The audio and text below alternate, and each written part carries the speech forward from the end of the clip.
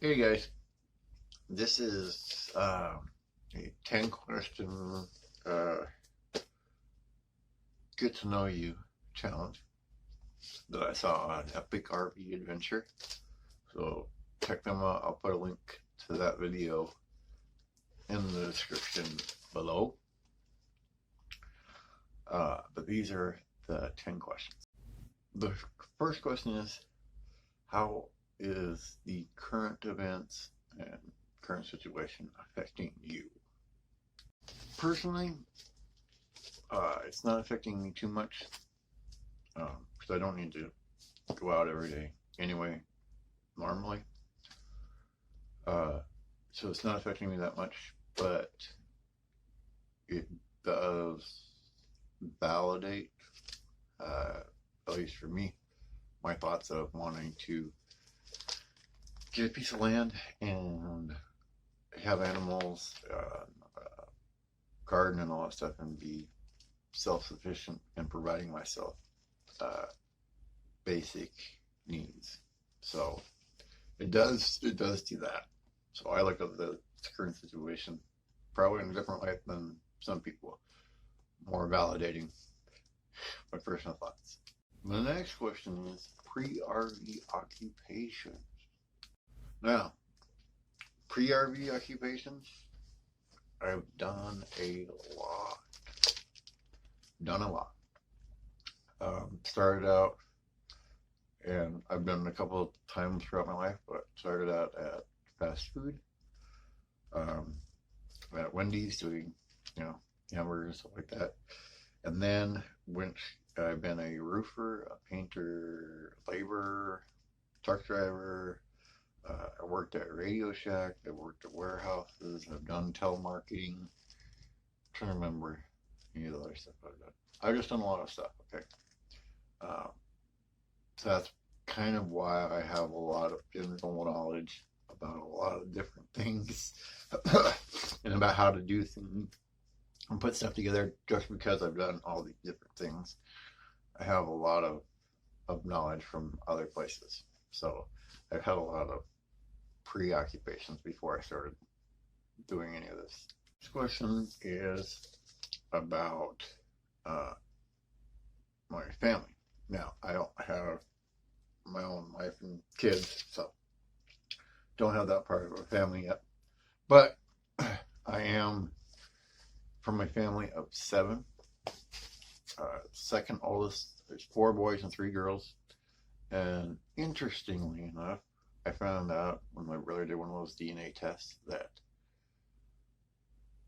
I don't know how many great-grandpas, it's probably like 20th, 21st, 22nd, somewhere in there, great-grandpa is Robert the Bruce, the first king of Scotland. And then I found out things since there, like his that same great-grandfather is also great-grandfather of Teddy Roosevelt. So when I go to national parks or I go around here, there's a little bit more meaning now than I had before. And it's kind of a different way when I go around. It's a little bit more meaning to things than that was before. So really interesting thing I found out. But yeah, so that's that question. The next question, question 4, is about your love story. My love story is, well, there's not one right now. There's a past of heartbreaks, and one day I'm sure it'll change. But right now there's not much of a love story going on. And the next question is your favorite adventure. Favorite adventure has nothing to do with RVing, but it's probably gonna be a top moment of my life until I have kids. I have a kid that's gonna top that way. Right now it's at the top, and that is when I went to the NFC championship game that the Seahawks had, where we ended up going on to the Super Bowl and with the Broncos and winning. But I was there at the NFC championship game, and it was actually a whole thing. My brother, uh, through a veteran group that he belonged to. Um, they got him some tickets, and not just the tickets, but we got to go to the sports radio station here in Seattle, and we met Richard Sherman's mom and his brother, and I met Craig Gass at the radio station there, and some of the like super Seahawks fans. Next day is the game. We get up early. We go downtown Seattle, and I had never done any of this before, so this is all new to me, and I'm doing it at this team, so it's just craziness. But we went tailgating. We never done that before, so we went down to Seattle, went down the went down onto the street where they have it, because they have a designated area where you can tailgate down there. And we went down there, and we just kind of had our cooler and our beers, and we were just sitting there drinking for a while. And just I was just watching around, just soaking it all in. Just like that whole day, I purposely was mindful to try to soak in and remember it all. And that's one key that I want to tell you guys. If you know, like, you're going to some event that's really awesome, that you want to try and be mindful and just remember and just take a second to breathe and look around. But anyway, awesome tailgating. We go into the stadium, and if you didn't see the game, it was a close game, very exciting, and came down to the very end. Which, ironically, where our seats we were in the end zone where the tip happened. If you remember all this, and I'm sorry I'm going on about all this, but like I said, you wanted my favorite adventure, so we tipped the ball that gave us the interception that had us win the game. I didn't see. I saw him go up and hit the ball, right? So all I thought was maybe, you know, a incomplete pass or something like that, so they didn't get the touchdown. And when he tipped it and he caught it, I didn't see that till I saw it on the screen over there. But the whole stadium was shaking, and it was nuts. It was nuts. But that was my favorite adventure. So this question I thought about. I really did. And thought about fantasy ways to answer it. But, you know, I thought about the realest way to answer it too. And what your favorite day would be. Like, you get up in the morning and, you know, it's a crazy day, and whatever you want to happen is going to happen. And I thought about that. And I thought about it and I thought about it. And the only answer I kept coming back to is because of what's happened to me, and because I had to relearn how to walk and all that kind of stuff. Every day that I wake up and I can move and I can walk and I can do things becomes my favorite day. It may not be a happy, dreamy answer, but that's a real answer on that one for you guys. So when you see stuff happen to me and I'm still chugging through and I'm still happy, it's because I've had basically almost everything taken away from me and still be alive.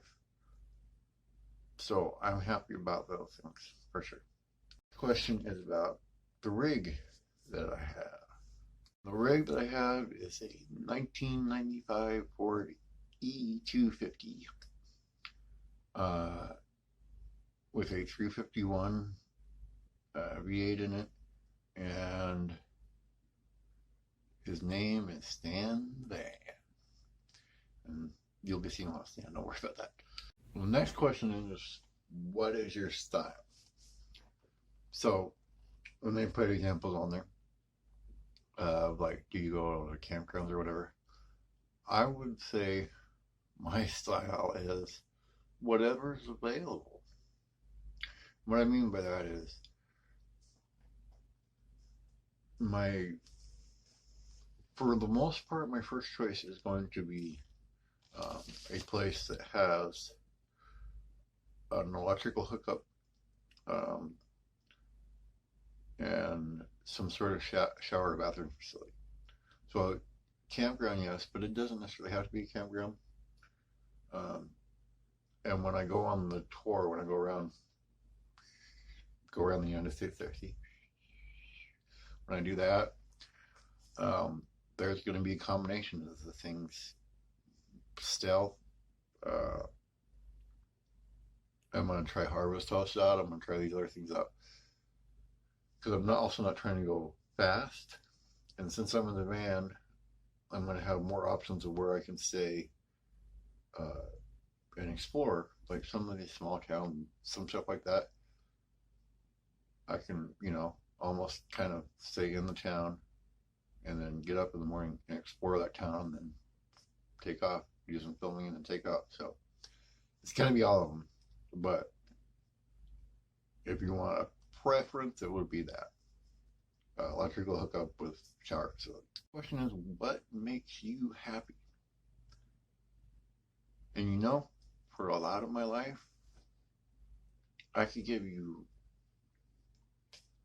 a thing or even necessarily a person. And by the way, neither of those things are good to have your happiness come from. That's from personal experience. Neither of those things. Because people can leave and things can break. So, what have I found that's been my happiness? It actually hasn't been um, until more recently that I realized it. But what makes me happy is um, helping somebody figure something out, which includes you guys here. All these include you guys here on YouTube and comments. Helping somebody out or hearing that a story or advice or whatever really help somebody or really touch somebody, stuff like that. That's huge to me. That's huge to me. Because just because of my whole life to this point, it's huge to me to hear something like that help somebody. So just know that, and I guarantee I'm not the only one that feels that way. I need to, but when you leave a comment or something that you help somebody out or send an email or whatever, at least for me, and like I said, I'm probably not the only one. It really warms my heart. So anyway, one more question: how you live your love? That's an interesting question. How you live your love? I wrote something down here. So if I look over here, know that it's because the rest of them I can kind of look at what I wrote and remember it and process it. This one I'm going to have to keep looking back. But if you want to know how you live your love, you need to find out what your passion is, right? Like, I found out, recently, anyway, my passion is sharing stories and doing that through the video with the music. And so now that I know that I'm passionate about that, going around the country or whatever is even more exciting than it was before. But here's what I'll say about that. Living in a van isn't comfortable. And I think you need to realize that if you're really passionate about something and you want to do it, sacrificing comfort to do it isn't that big a deal. Because you'll be more fulfilled doing something you love, then you're going to get comfort from having whatever it is that you may need. You know what I mean? For me, the most uncomfortable part about the van is just not standing all the way up. But I've lived in a truck. That part's not a big deal for me. But I'm just saying that your comfort, your, you know, I want to stay in, like I am here. Oh, I just want to stay in in a house, in a room, or, and just know that it's all going to be there. And that's fine. But just know that you're giving up something for that comfort. You're, you're always exchanging something for something else.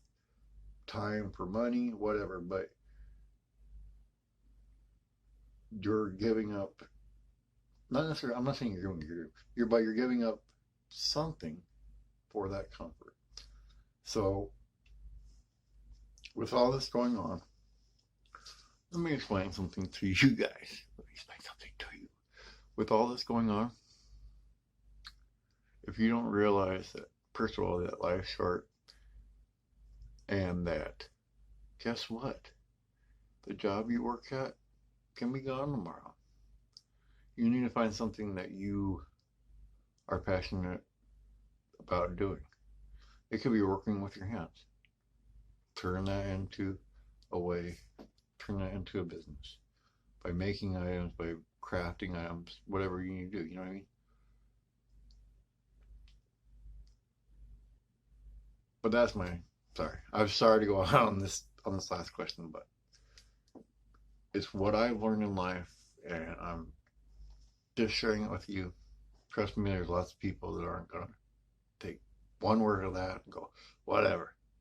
But hopefully somebody out there goes, well, I'm gonna give up this. Not change your whole life, but maybe you give up one comfort so you can do something else.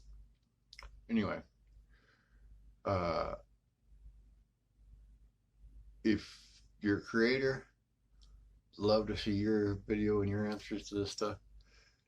If you're just a person that comments, you can comment below, answer the questions you want, or you know, just comment on what I said. But I will see you guys tomorrow. Later, guys.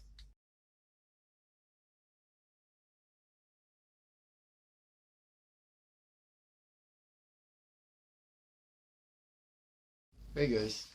So,